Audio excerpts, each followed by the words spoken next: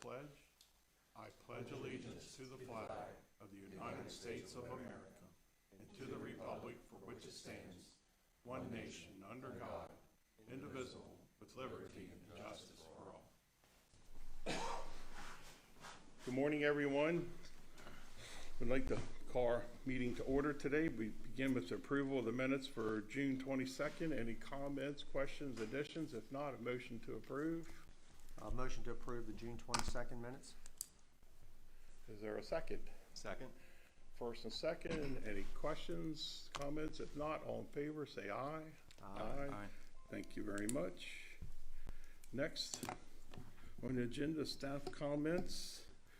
I guess we're going to begin with recognition. Is that okay to do that first? Sure.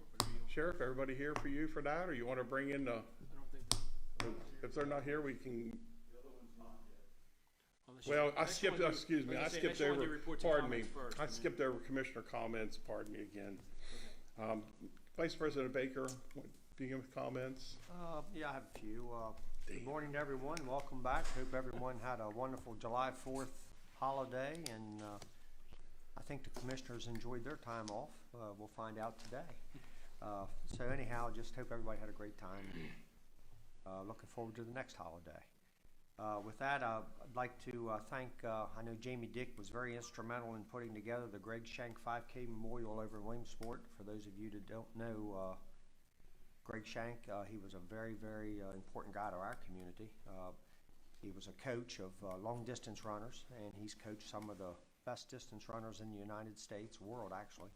And he was well respected, well known.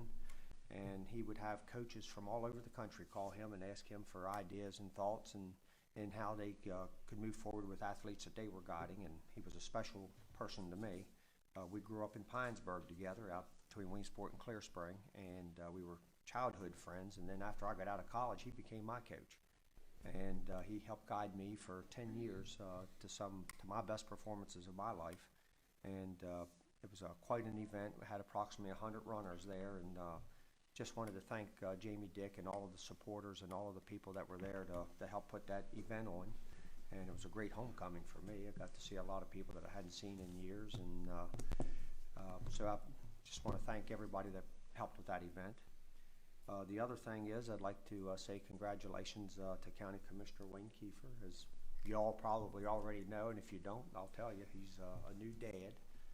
He'll be a wonderful dad, and his wife will be a wonderful mom, and they brought a new child into the world, so he'll talk about that, I'm sure, during his time. Also, some of the PPE money, I believe we're going to get about $29 million, and I think Charlie brought that up a couple of weeks ago about maybe having a discussion on how we were going to try to utilize that money. So I'm interested in doing something like that among the county commissioners, and I don't know when that'll happen, but I would like to. Yeah, Commissioner, we staff has been looking at that, and we were thinking about either next week or the first week in August to just have a general discussion with the commissioners, not about any specific projects that we're going to bring forward, but anything the commissioners want to discuss. The other thing, if you saw that we sent you a draft, our PR department sent you a draft of a potential survey to send out to the public. I don't know if you've seen that in your email. If you haven't, take a look at that. I think Commissioner Kiefer had suggested that we reach out to the public and get some input from them. So I asked PR and to put together something along those lines, and they've done that. So if you could take a look at that when you get a chance. Okay. And if we can make any changes or add or do whatever we need to do that, then we can send that out. And then I'd like to have just a general discussion with the commissioners about how to proceed. So if we're ready to do that next week, we'll do it. If not, it'll be the first week in August. And also, along with those guidelines, I know the city and the Board of Education, they're doing something with their employees through the troubling times of COVID with their employees, figuring out a way to we may be interested, we may not. I'd like to have a discussion on it as to how we might be able to do something for our employees, those that never got to work from home, those that got to work from home on a part-time basis, and see if there's any interest among the county commissioners to do something with some of the funds to go towards our employees. Okay. I believe the Board of Education's given 4% That's correct. Yeah. 4%. And I can't remember what the city was doing, but they did something with theirs. And Sarah? 5,000 per employee. Okay. So they did more of a stipend, and the Board of Education did a percentage Okay. of their 4% based on their salary, I believe, Okay. based on their base salary. Yeah. So, yeah, Well, I'm obviously that could be interested. part of that discussion. I would be interested in a flat amount. I'll tell you that. I'm Yeah, interested in flat amounts. I agree with that, if you're gonna do it. Yes, Miss Sarah. Miss Greaves, you had your hand up? Oh, no, sir. Oh, I'm sorry. I thought you were waving at me. Okay. Okay, and that concludes my comments. Thank you. Commissioner Kiefer, you're on. Okay. If everyone will indulge me for just a minute, a proud dad moment here. I think we have a picture to put up on the screen. Yay! Lily Renee Kiefer. I'm That's so one proud of my pretty baby. I'll Yeah. tell you, you know. She was originally due July 4th, and as someone who's in politics and enjoys history and government like I do, that date really appealed to me, but our firecracker came a little early on June 30th at Meredith Hospital. My wife did a wonderful job. She's going to be a great mother. It's absolutely amazing to be a part of that process and to see that. And Lily Renee Kiefer, wonderful baby, so proud to be a dad. And I have a great little daughter there, so I just wanted to share that. This kept me busy the last couple weeks. I know I wasn't at some events and participating in some commissioner events like I would have been doing. We were on baby watch, so I certainly wanted to be there for that. So just wanted to share a picture of Lily. She's cute, isn't she? Two other things I wanted to comment on as well. I noticed in the paper the passing of Betty Shank. Betty was a former mayor of Clear Spring, and I served with her. She served for the county commissioners on our historical advisory committee, and I attended many meetings with Betty, and she had a passion for local history here in Washington County like few others, and she worked real hard to help save and preserve a lot of our local history. So I just wanted to take a moment and recognize her for her work in our community. And also, as Commissioner Baker had said, that some of our peers in local government gave a stipend to their employees. I would also agree to a stipend as well. I would probably prefer something along the lines of something that's tiered. I think of our emergency services workers who were working every day. That includes our emergency services patrol, detention center. They couldn't work an alternating schedule like some of our other employees did. So I would like to see a tiered system. This is just me speaking, that those employees who did work every day and didn't have the convenience or the safety of working from home, maybe they should get paid a larger amount, and then tiered it down. Those employees, I know we had some for a few weeks that were working alternating every other week. Right. So they had that benefit. And then I know some employees worked from home exclusively. So I would prefer maybe to see a tiered system to recognize those employees who we needed to work in the face of unknowns with the virus. So that's what I would prefer to see, but I would be supportive of something for the employees as well. So I just wanted to share my thoughts, and hopefully that can be incorporated as well. That's all. All right, thank you. Commissioner Burkett? We've been out for 2 weeks, and so if you'll bear with me here, I've been pretty busy.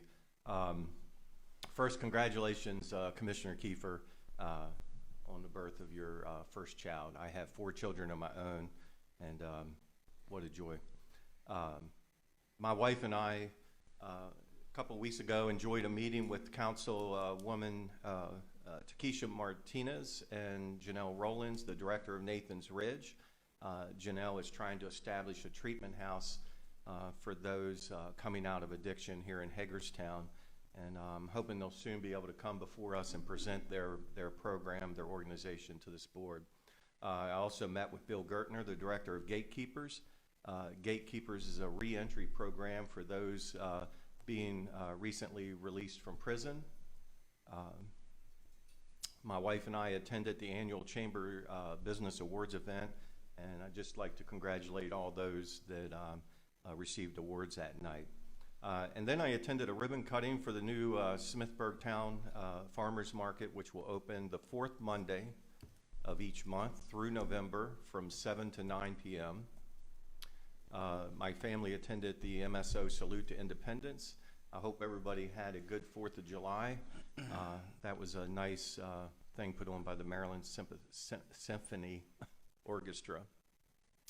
And then last week, I attended a ribbon cutting for Ship Simply, a cloud-based shipping software solutions company located on Showalter Road. It is a company that is Washington County born and stayed in Washington County. Yesterday, in place of Mr. Kiefer, Commissioner Kiefer, I attended the Washington County Historical Advisory Committee meeting, and it was nice to get to know a little bit more about what that committee does. And then finally, Saturday, I was invited to speak at the kickoff for the Great Bicycle Tour hosted by Samar Children's Home. For many of you who may not know, I grew up there, lived there for 12 years, and although their vision for supporting our local community has changed over the years, their mission to support children and youth in Washington County and Maryland has not changed. That fundraiser ends today. It included 120 bicyclists, 20 support staff, and raised over $90,000, and that amount probably has gone up since they kicked off.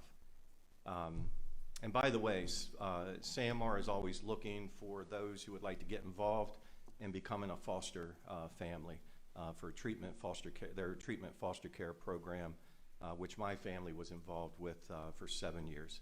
That's all. Thank you very much. Over the weekend, I did attend the grand opening of the Black Box Studio downtown Hagerstown. What an exciting event. It probably is, as some said, a game changer. People were on the streets, probably well over 200 people.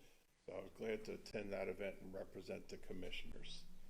Next, congratulations to Mr. and Mrs. Kiefer on baby Lily. You can keep that picture up the whole entire time if you want. That's a very lovely child. Congratulations to you. Many fond memories ahead. That when they turn 13, they might not want you walking around with them, but remember these early years. You'll cherish them forever. Also want to express thanks to our employees over the past year. They are going to receive a step in a COLA. I think we had the benefit of not having to raise insurance rates to them this year, showing our appreciation for all that. Also want to thank the employees who had to work over the holidays, always our emergency service people, and sometimes our water or sewer quality people don't always get mentioned, but several of them worked over the weekend on a major sewer breakdown in Westfield, so they were pumping fluids out and trading it back and forth till they got that fixed. So I wanted to make sure that that organization and that group of employees get acknowledged for their work too, but many of our employees go unrecognized for working through the holidays, weekends, and difficult situations. So thanks to all of them that do that. Also want to do a little promotion for Funkstown. They have their reenactment and fireworks and events in the park this weekend. So if you're not doing anything Saturday morning in downtown Funkstown, there's a reenactment and there's fireworks later that night. So if you want to do a nice staycation in Washington County, visit Funkstown. That concludes my reports. I'd like to go into staff comments, and Sheriff, I think we're going to have you bring some people forward and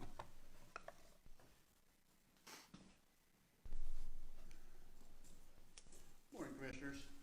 So we had two recent promotions that I wanted to bring before you because they're kind of significant. As you may well know, Major Paul Boyer and Lieutenant Jim Cooper are both retiring in the very near future. In fact, Paul is done at the end of this week. So we promoted Captain Dave Sanders to be the divisional commander, and first time female lieutenant within the Sheriff's Office, Val Buskirk, to be the assistant commander, and we congratulate her on being the first female lieutenant within the agency. They are both going to do a superb job. They have been with the Sheriff's Office, both of them, for 24 years. Have done a superb job down at the Judicial Division and kind of helped Paul over the years to run that division, and we look forward to good things from them and appreciate your recognition of them. Thank you. Lieutenant, some words? I've always been privileged to work here, and I'm honored to be the first female on the police side to be promoted to lieutenant, and I'm looking forward to working with Captain Sanders. He and I are on the same page with our vision for judicial, and we're going to see it through fruition. Captain, Thank you. Words from you? I concur. It's a privilege to be Very good. promoted to this position, and I will do my best to do the best I can in the Judicial Division and the Sheriff, and I look forward to she'll do fantastic. I think we'll, as a team, we'll both do a fantastic job. Colonel, any words from you? The thing I can say is I'm proud of both of them. Doug and I have both known them since coming here in 1997. They're both exceptional people. Dave first worked in the detention center before he came to patrol, and then he went to judicial, so he's got a lot of experience. Val certainly does too. She came and worked patrol for a while before going down to judicial, and we're proud of them. Glad to have them here. Folks, would you join Vice President Baker and I over by the flags, and then we'll get a group picture with all the commissioners.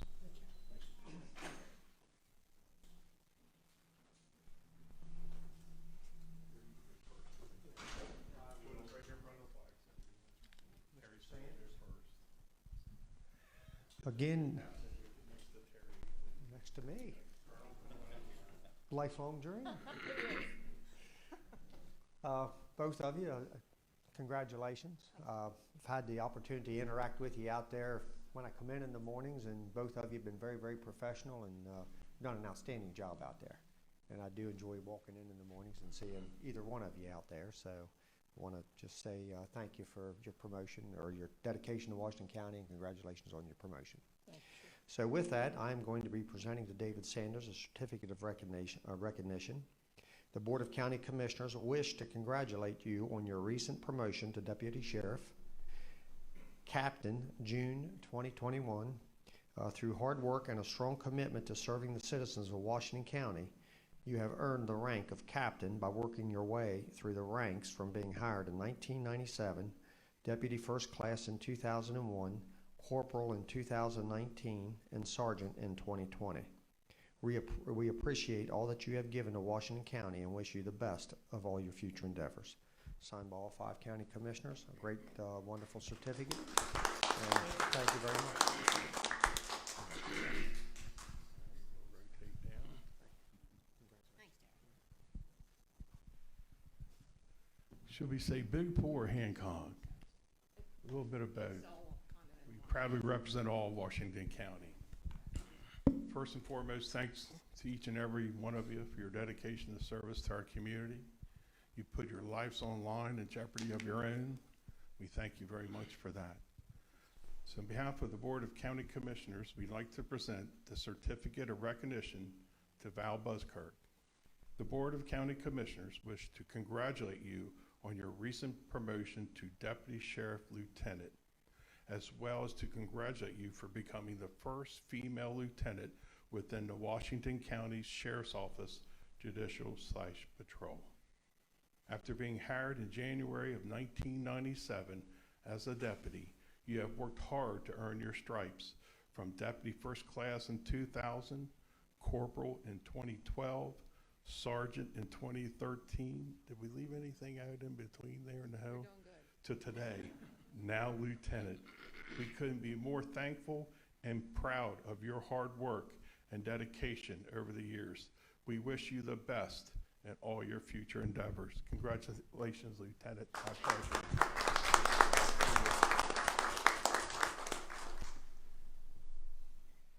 Now may we all pose with a photo with all the commissioners? Would that be okay, commissioners?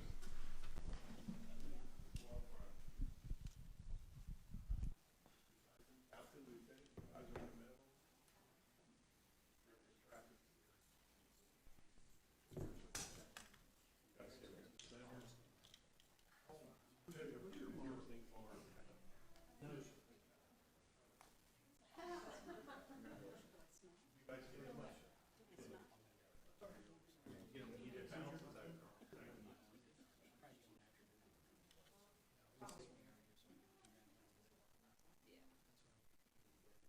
Alrighty, you guys ready? 1, 2, 3. 1,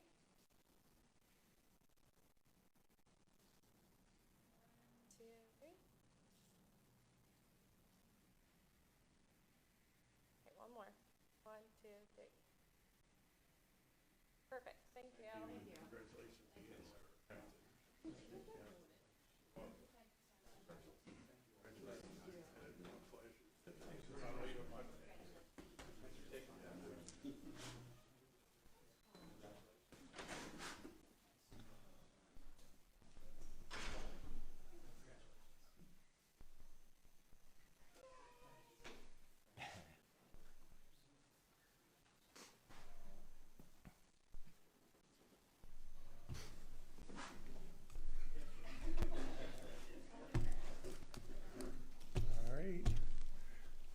Again, a historic moment in Washington County.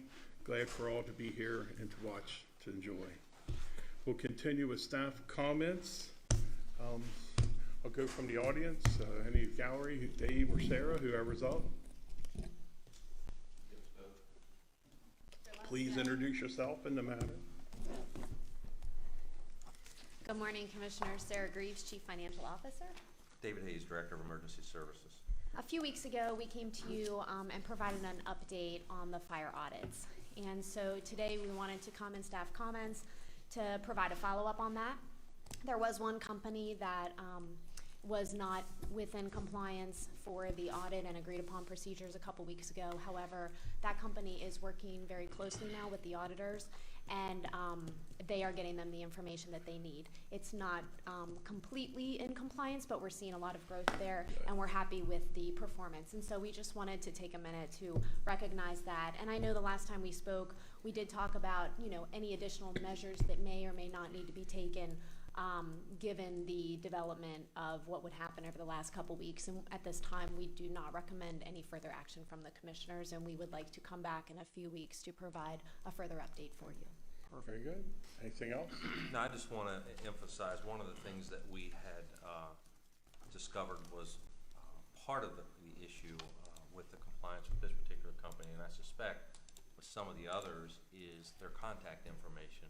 And while we've got a chance on open mic here, I want to emphasize the importance to all the companies to make sure that we have accurate contact information for you, because we're going to make every effort to make sure that you are successful in what you're doing. But if we can't reach you, we can't change that. So that was one of the contributing factors, not the primary, but certainly one of those. And then while I've got a mic, I also want to congratulate Commissioner Kiefer and his wife on the birth of a beautiful baby girl, and somebody that has a granddaughter that's living with me now at a little older age. It breathes a breath of fresh air, without question. Yes, congratulations. She's absolutely adorable. Glad that her and Mama are doing good. Yep. All right, thank you very much. Thank you. Continuing with staff comments, anyone else from the gallery? If not, I will go to Mr. Downey. Any comments from legal? No comments this morning. Thank you. Krista? I do, I have two. Thank you.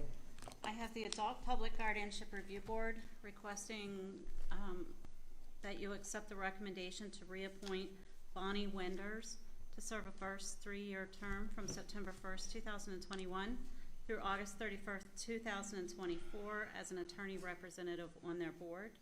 This is not a paid board, and Ms. Wenders was appointed. She served a partial unfulfilled term through August 31st, 2021. During her tenure, Ms. Wenders missed a total of 1 meeting. Okay, everybody okay? Motion to approve? Motion approved. Second. Any questions? If not, all in favor say aye. Aye. Thank you. 4-0. What next? Also, I'd like to remind all citizens that the meetings have been opened up for citizen comment, and you're more than welcome to attend in person to present any matter. 100 West Washington Street. If you have any questions, you can email me at khart@washco-md.net, or you can call me at 240-313-2204, and I'd be glad to help. Thank you, Krista, for that update. County Administrator, any comments? I have just a few this morning. Thank you, President Klein. Good morning, Commissioners. I do want to echo some of the comments that were made about our employees. We have a lot of employees who worked over the 4th of July holiday, so I want to thank them. Commissioner Klein mentioned we did have a force main break, so we had people working on the 4th of July, and they worked all evening through the night and into the day, so I do want to thank them for that. I also want to thank Dave and Sarah and all of our staff and all the companies that have been working to come into compliance. I know the companies have been working very hard, but our auditors and our staff have been working very closely with them, so I appreciate that. And it sounds like we've got everybody's moving in the right direction now, so I appreciate that, and I think it'll be good for you to come back and give a final update to the commissioners, or at least a further update in a few weeks. On behalf of the employees, I will say congratulations, Commissioner Kiefer. I know everyone's saying that to you, but on behalf of the employees, congratulations. Thank you. It's a great thing. It'll be good. Also want to remind everyone, the mayor's here today, that we do have a joint meeting. This board has a joint meeting with the city of Hagerstown next week. We will be traveling to the city of Hagerstown. I believe it's at 4 o'clock, I think. I don't think the agenda's been set yet, but I think it's at 4 o'clock. So just want to remind everybody that we'll be going to the city as a follow-up to our joint meeting of a month or so ago. And one other just sort of house cleaning item. You may recall back in June, I think Commissioner Kiefer had initially brought it up and asked the commissioners for a consensus to be a sponsor for the Juneteenth event for the Dolman Black Heritage Museum. Commissioners had a unanimous consensus to do that. We've now received the invoice from the Dolman Black Heritage Museum, and what I'm asking for today is just a motion to go ahead and approve that, to be a sponsor in the amount of $2,000 to be taken out of the Commissioner Contingency Fund. So I just need a formal motion. Commissioners have already had a consensus to do that, but if we could have a formal motion. I'll make a motion to approve, and just as a reminder too, this is in lieu of their annual masquerade ball that we normally sponsor. Yes, so we usually we're just like do 2 tables. funding a different event this year. Very good. Is there a second to that motion? Second. Any other discussion? Hearing none, all in favor say aye. Aye. Aye. Thank you, Okay, sir. that's all I have. All right. Okay, citizens' participation. Is there any citizens in the audience? Seeing none, hearing none, we'll move forward with our next agenda item. Washington County Goes Purple. Please come forward. State your name and your message.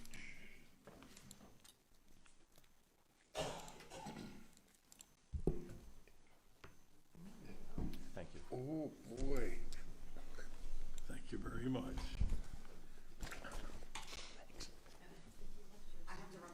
Christmas time. No hurry. Thank you. Thanks, Becky.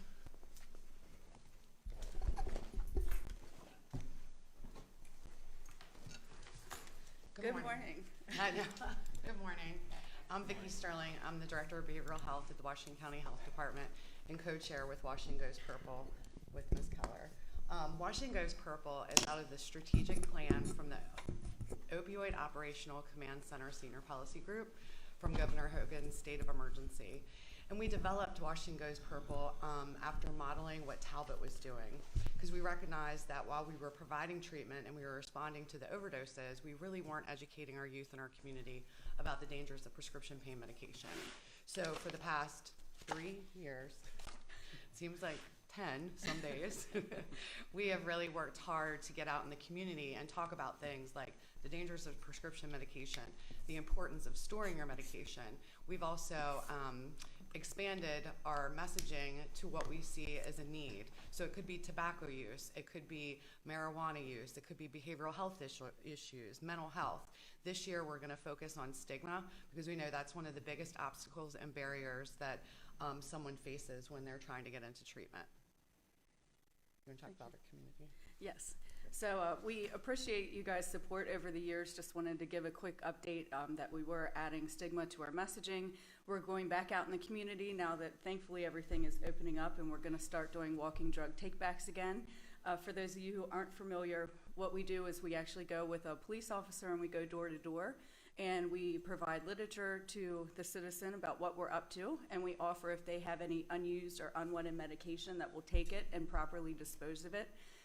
I think the first time we did it, over the course of 3 hours, we collected 205 pounds of medication. It's a lot, trash bags full. So we are going to continue that again. This September, we're going to go purple for Recovery Month like we have the last 3 years, and we ask for your participation. On Friday, September 3rd, we're going to have our kickoff in Hagerstown City Park. Brandon Novak, who is a skateboarder, he was a star in the movie Jackass, and he's in recovery, is going to come speak at our event and share his story, which is extremely powerful. So I hope that you guys can be there. Saturday, September 25th, we're having our 4th annual recovery walk, and Tony Hoffman, who is a BMX Olympic rider who is also in recovery, is coming here to share his story before we walk the cultural trail to City Park and spread messages of hope and the message that recovery is real and it's possible. And we see a lot of hurting people in our community, a lot of trauma and a lot of substance use issues, but recovery is very powerful and it's very real. So we're going to spread that message through our community. So we hope that you guys can be there. We plan on adding a lot more events as well, but those are the two main ones that we do every year, and just ask for your participation. Okay. Mayor, would you be so kind and get those events emailed to Krista so we can get like a calendar event and Absolutely. yeah, just for a reminder. Thank you. Absolutely. So we just wanted to provide a quick update. Obviously, the last year and a half, COVID has kind of overshadowed everything, and it was all about the COVID crisis. But unfortunately, we still have a substance use crisis in our community and in our nation, and it's kind of taken a back seat. So we want to make sure that it's still in the forefront of everyone's mind and that people aren't scared to reach out and get help, because it is available. Commissioners, any comments, questions? Thank you for all Very that good. you do. Keep up the great work. Thank you. Thank you very much. Thank you. Thank you. And congratulations. on your Yes, she's baby. dear. Yes, she is. Buckle in for 13, though. Yeah. She's warning you way ahead of time. Enjoy the first She 12 knows. years. Yeah. As someone with a 13-year-old at home. All right, thank you again, ladies. Next on our agenda is the property acquisition. Todd Moser, would you come forward, introduce yourself and the topic?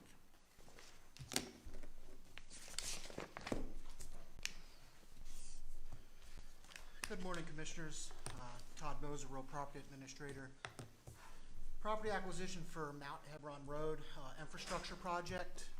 Move to approve the option agreements for partial property acquisition, including fee simple and/or easements for the property listed below, and to approve ordinances approving said purchase and to authorize the execution of the necessary documentation to finalize the acquisition.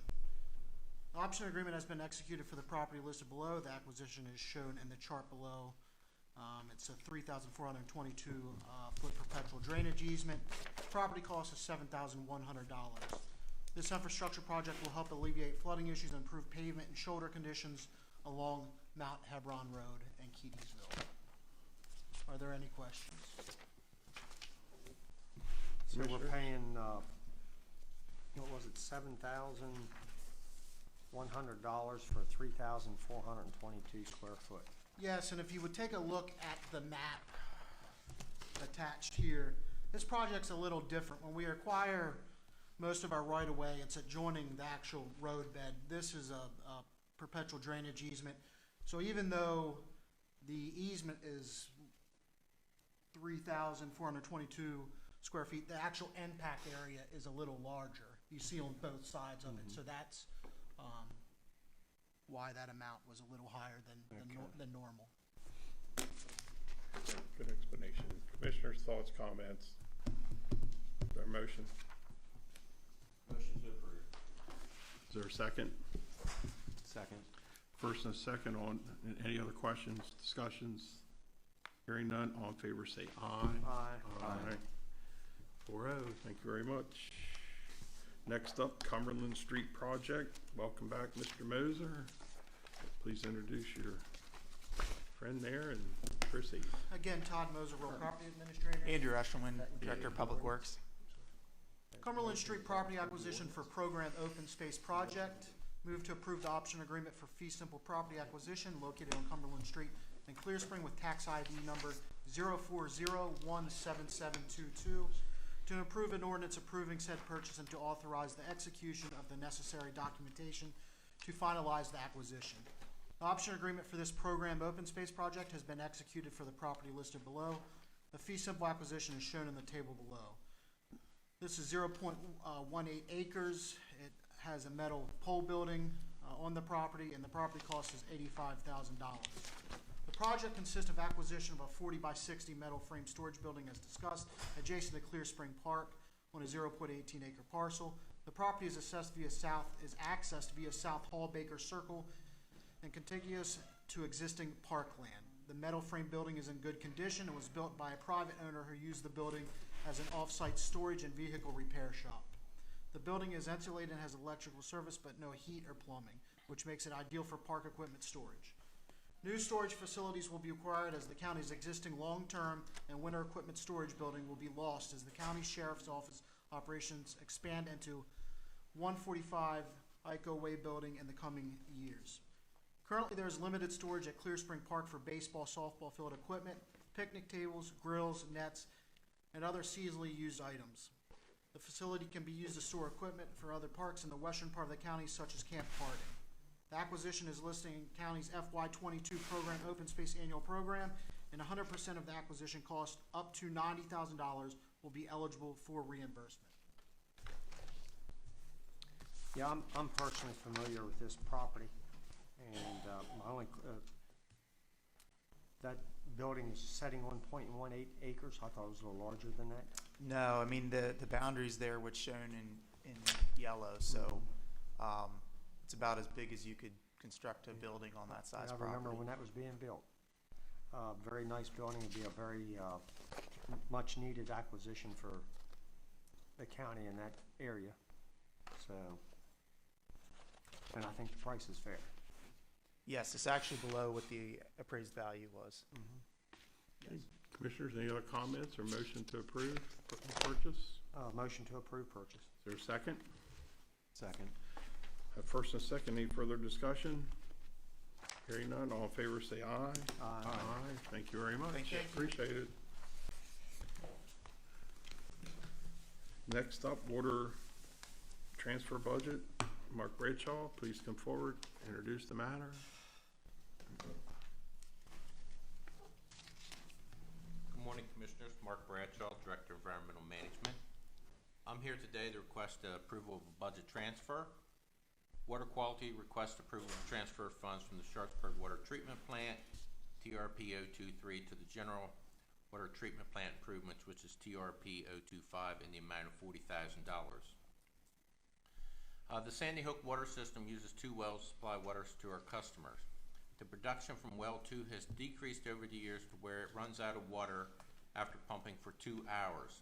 The depth of well number 1 is 528 feet, and according to the well report, water-bearing zones were hit at 80 feet, 120, 255, 385, 485, and 503. The depth of well 2 is 300 feet, so we are proposing to drill the number 2 to a depth of 525 feet and attempt to hit additional water-bearing zones that are associated with well number 1. What did you say the, oh, I see it, 528 feet is the depth of well number 1. Yes, sir. And well number 2 How far apart are they? about 125 feet. Okay.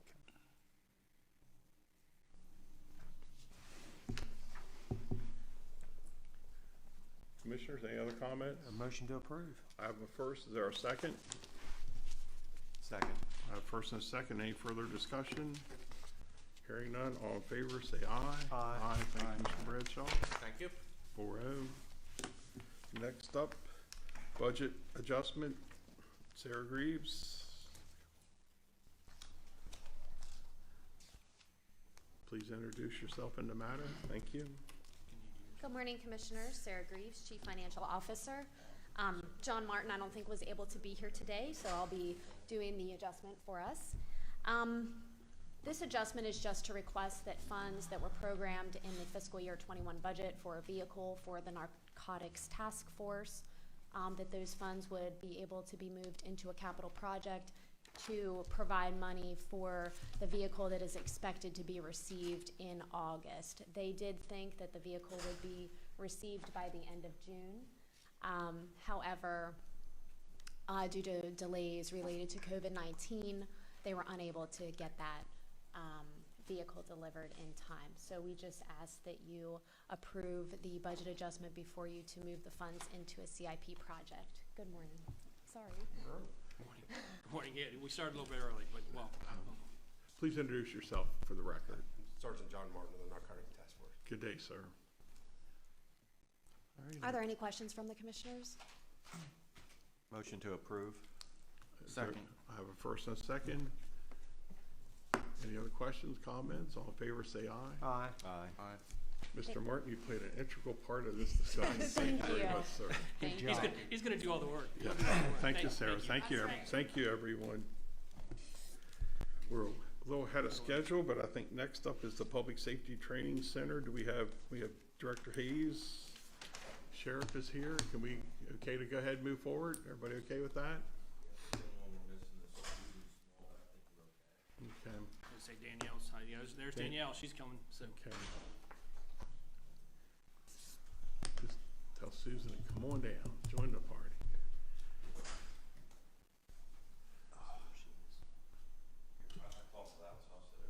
My mic's not on.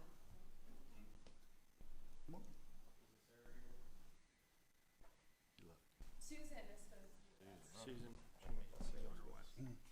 Okay, you can begin. Please introduce yourself and the matter, and Susan can join us as we speak. David Hayes, Director of Emergency Services. Good morning, Sheriff. Danielle Weaver, Director of Public Relations and Marketing. We're here today to present the final plan for the Public Safety Training Center capital fundraising campaign. We were here several months ago with the concept and ideal that we would like to pursue that would help offset some of the construction costs for the new Public Safety Training Center located down off Sharpsburg Pike. We've met with staff multiple times over the last several months. We've developed what is going to be an advertising campaign with Danielle and her team, and we've enlisted the help of Susan Small from Business Development. To date, and I meant to print this out, and if somebody knows this that's sitting here with me, we have formalized a list of potential donors, or at least vendors we could approach with a request for a campaign contribution. Our plan would be to launch the campaign officially today, if you give your consent and approval.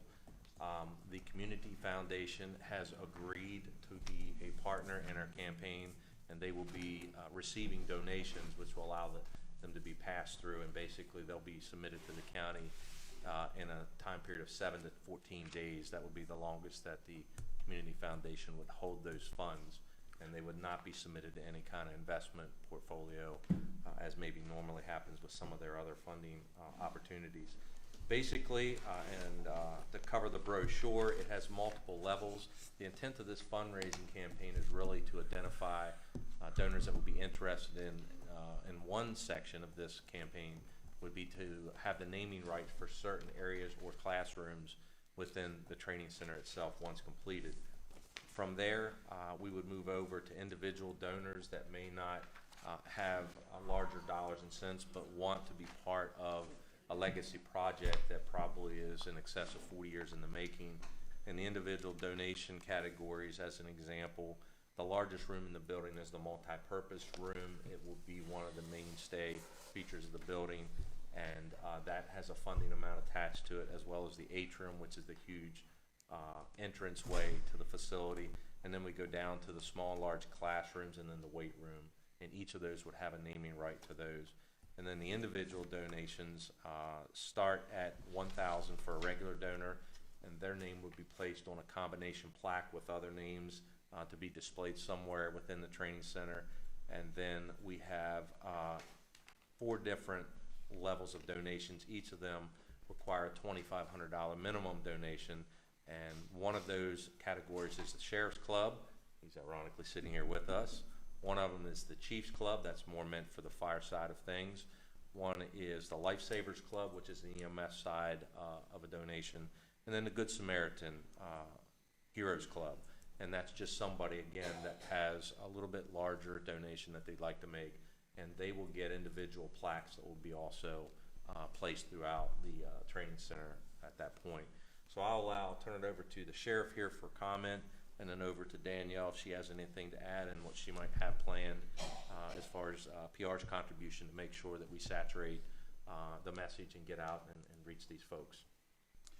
So the Public Safety Training Center is an integral part of being able to train fire, EMS, and law enforcement, particularly in this day and age with all the active shooter and mass casualty events that are going on around the country. And the audio-visual portion of this is pretty significant. And by allowing the community to assist us in donating toward that cause, I think is very valuable. We saw this done actually in Chester County, PA, when we went up there to visit their public safety training center, and they were very successful in their campaign to do this. And so we felt that we could do the same thing. And that's why we're here before you today, to get approval to be able to do that. So thank you very much. Good morning. So from the PR side of it, we would definitely be making a dedicated web page on our website that would focus on this, and we would be pushing that out to the public frequently. We would use social media. We'll probably use radio for this campaign, and then possibly digital advertising to really help push it. But I think the majority of the donors are going to be hitting the ground and actually going and meeting with these sponsors. So we would be really relying heavily on our business development department to help with that. Commissioners, any questions, comments? Motion to approve the campaign? Motion to approve. Is there a second? Second. First and second, any further discussion? Hearing none, all in favor, say aye. Aye. And good luck. Thank you very much. And just so that you know, our intent is to run this about 6 months. We don't expect this to be a multi-year project, and that was one of the stipulations that the Community Foundation had is they didn't think they could manage this long-term. We were looking for a long-term capital campaign, so 6 months is pretty much about our target date. Hopefully it only lasts 3 months. I'll be good with that. I won't mind. Commissioner, I do want to thank the sheriff, obviously Dave's staff, PR. It really has been a joint effort. There's other county staff that have been involved as well, pulling this together, and the Community Foundation who stepped up to assist us on this. So Yeah, very much. I think this is going to be a great thing for the community and a great thing for the Public Safety Training Center. Yeah, So and I want to thank give you a all shout out to Stacy Crawford from the Community Foundation. That's right. She put a lot of work in making sure that she had a great understanding of what the program and project would be about, and then met with her board and basically made sure that if they had questions, they could be answered, and they were willing to come on board. So certainly to their board of directors, and then specifically Stacy Crawford, we appreciate her help. All right, thank you very much. Thank you very much. Next item on the agenda, sole source procurement, cybersecurity software. Mr. Rick Curry, and I think Dave Hayes, welcome back. Please introduce yourself in the matter. Good morning. Rick Curry, Director of Purchasing. David Hayes, Director of Emergency Services. Subject before you is the sole source procurement PUR 1512 cybersecurity software services for the Division of Emergency Services. Recommended motion, move to authorize a sole source procurement and system upgrade of cybersecurity software services for DES at a cost of $270,000 from Secure Lord Solutions of Odin, Maryland. We received this request from DES regarding this procurement. DES wishes to apply section 1-106.2A, 1 and 2 of Code of Public Laws, Washington County, Maryland, to procure this request. The section states that the sole source procurement is authorized and permissible when only one source exists that meets the county's requirement and the compatibility of equipment, accessories, or replacement parts. Basically, this system will help protect DES systems from being breached from the outside sources. This request requires approval of 4 of the 5 commissioners in order to proceed with the sole source. If approved, the following steps will occur as outlined in the policy. Not more than 10 days after execution and approval of the contract under this section, the procurement agency shall publish notice of award in a newspaper of general circulation in the county. An appropriate record of a sole source procurement shall be maintained within the department. Funds are budgeted in a grant GRT 150 in an amount of $270,000. Also, you have the quote that Secure Lord submitted. Are there any questions?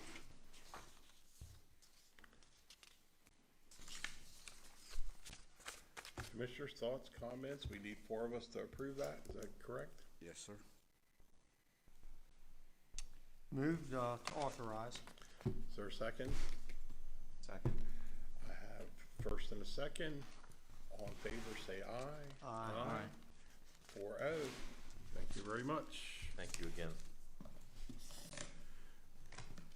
Next on the agenda, bid award, Pure Storage Flash Array Upgrade, Mr. Curry, and I think Josh. Please introduce yourself in the matter. Rick Curry, Director of Purchasing. Josh Romeo, Division Director of Information Systems. Subject before you is bid award PUR 1506 Pure Storage Flash Array Upgrade. Recommended motion, move to award the procurement for Pure Storage Array Flash Array to the responsive bidder GHA of Odin, Maryland, who submitted a total lump sum of $64,206.54. The invitation to bid was advertised we normally do on various websites and in the media. You also can see the number of individuals who download the document. Basically, this will allow for additional storage space for teleworking and whatnot. The division is also for on the fiscal impact. The division is making a request to approve the use of the ARPA funds because of storage is required due to the increase in teleworking capacity. While it's understood there is a larger conversation required for the use of these funds, the department would like to request at this time that the board dedicate $65,000 for this procurement. And also you have the bid tab matrix attached. Are there any questions? Commissioners, thoughts, comments? I would make a motion to approve the purchase and then also to use the ARPA funding. I think that's a good use of that funding. Okay. Commissioners, is there a second? Second. First and a second. Any other discussion? All in favor, say aye. Aye. Thank Aye. you very much. Thank you. Okay.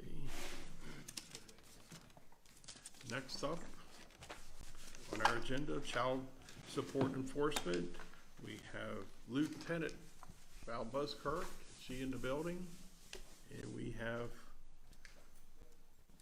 Rachel Souders. There she is. Good morning. Lieutenant Buskirk, welcome. Ms. Souders, welcome.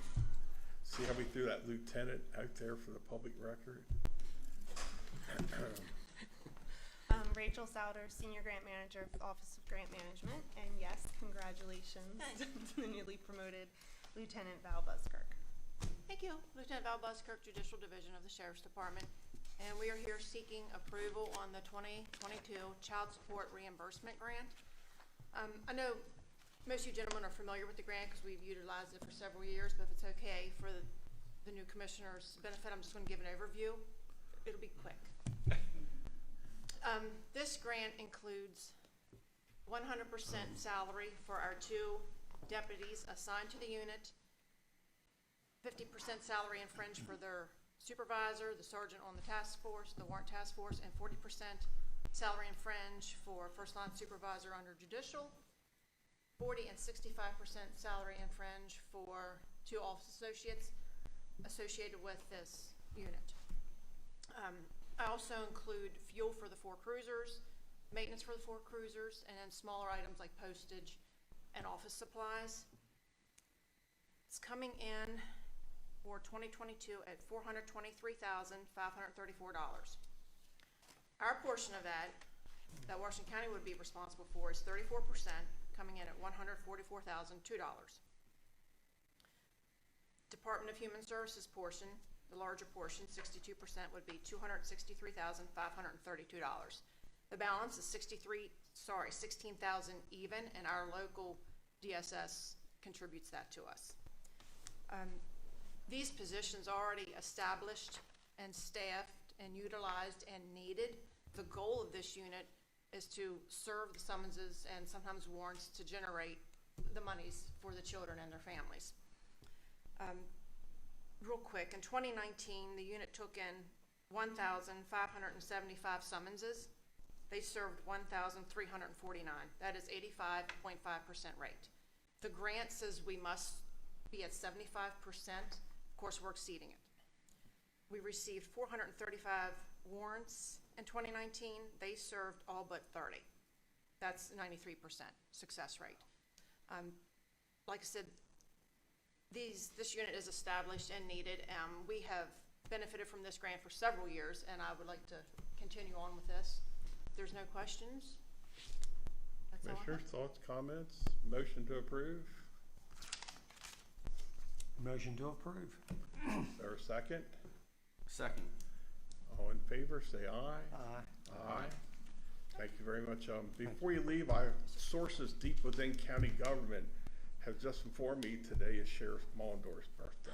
It is. Yes, it is. Well, they were a day late with my source, but happy birthday to you. Happy birthday. Thank you very much. How'd you know that was him? Thank you very much. Appreciate it. Next on the agenda will be the Next Generation 911 Addressing Authority. That would be, hey, come on in, have a seat and introduce yourself in the matter, folks. Hey, before we start, I want to ask Mr. Goodmanson just a personal question. I read the Pocahontas Times down in Pocahontas County, West Virginia frequently, and that name circulates in that newspaper quite frequently. Really? You have any kin or? West Virginia. Yeah, that was No. my thought. Okay, thank you. Same spelling? Same spelling. Okay. Yeah, thank you. Yes, Bud Goodmanson, GIS Manager. Jennifer Kinzer, Deputy Director of Planning and Zoning. Okay, we're here before you today to talk about the Next Generation 911 Addressing Authority. As you probably know, Next Generation 911 is a nationwide coordinated effort to move 911 to the next level of technology. A local or regionally managed infrastructure to route the 911 calls is planned. In addition, the address database will be maintained in a GIS map format rather than the old style text format. The Planning and Zoning Department maintains the master address database map for the entire county and is responsible for assigning new address in the county areas as needed. The county should be the responsible addressing authority to ensure this is done consistently across the county. The commissioners approved an MOU in May of 19 to transfer address authority and maintenance from the 8 smaller municipalities to the county. Each town was presented with the MOU and 6 have signed it. The planning and zoning staff, GIS staff, will work cooperatively with each town to assign new addresses. However, under the advice from the town attorneys for Williamsport and Funkstown, they have refused to sign the MOU as it is written, objecting to the clause which discusses making changes to existing road names and addresses to avoid duplications. That portion of text stating that the county will work with the town on changes was what they objected to. We have tried to work with each town to do this so far, but when met with resistance by the town, those names were not changed. So we feel that an MOU is needed for future addressing assignments, even if the old names cannot be changed. So we would like to modify the MOU to remove that section for Williamsport and Funkstown. So we're asking for a motion to approve the new MOU, which I believe you have in your packet, for Williamsport and Funkstown. Both towns are in agreement with this. They have indicated that they will sign the agreement if it's modified. Can you share with me or remind me of the outcome in Hancock and how this might compare to, I believe the town council voted not to accept or not to give permission to allow the road names to be changed. So we didn't change them. So we didn't change. Yeah. Okay. And this essentially would provide the same benefit to these two communities as well? Yeah, that's what we think. I'm not sure legally if we have the authority to change those road names inside the municipalities, but we haven't tried to do that if they objected to it. Go ahead. Sorry. There was also, we had a lot of questions on changing the names of roads, addresses for the individuals that own the properties. And because of all of the cost incurred to them, changing the driver's license, all their addresses for their credit cards, the length of time that it would take to be on the GPS map. Someone, I thought they said, if I remember correctly, it could take up to 2 years before the addresses are changed on the GPS mapping. There were all kinds of issues that we discussed here. Have any of those been addressed? We tried to get the nationwide mapping providers such as Google to make those changes as soon as they're effective, and in most cases they're made much less than 2 years. I think 60 to 90 days. Yeah, has been the average for when they show up on a GPS device. And then also, if the property owners don't want to change their address, are they going to be forced to do that, or will that be up to their discretion? We ask the property owners to change, and we give them this certain phase-in time, but if they, I mean, we submit the changes for them to the tax assessment office, and I would imagine that. yeah, after that, I mean, They're on their own. yeah. And then We- all of the costs that incurred with changing the address for them, they have to incur all those costs if there are costs associated with it. Yeah, that's what I have an issue with, personally. Go ahead and answer that. As I say, there's a huge time commitment in changing your address. The only true cost is if you have a commercial CDL driver's license, then you are required by state law to go change your address, and there is a fee associated with that. If you are not a commercial do not have a commercial driver's license, you should be able to do a change of address on their website, and they'll send you that little change of address card. So there's a time commitment, but no fee involved. I guess my question is, both towns are in agreement with this, correct? They haven't voted on it as such, but So should we wait and let them sign first before we sign? well, I was under the impression we could not present them with a valid MOU until the commissioners have signed off on it. I'll ask legal on that one. Yeah, I mean, we're here because obviously you gave approval for the original form of the MOU that was circulated. This request has been made that it be modified for Williamsport and Funkstown.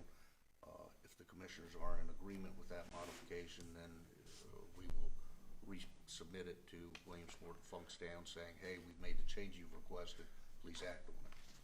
Okay, then they have the opportunity for them to review. Yeah, and for me, I mean, this is just me speaking.